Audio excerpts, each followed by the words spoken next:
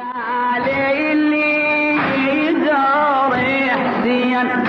ولا مهما يكون ظرفه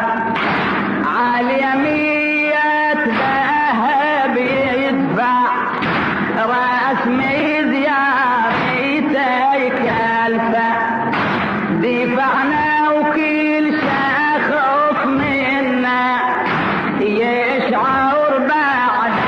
ما وفى شنو الذهب شنو المال اللي يحب يتوفاني الحتفة راد قالي لي يزور حسين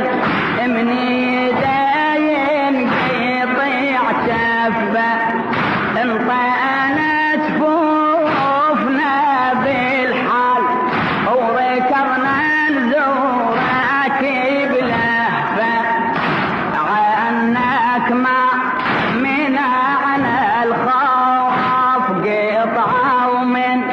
ندينا جفوف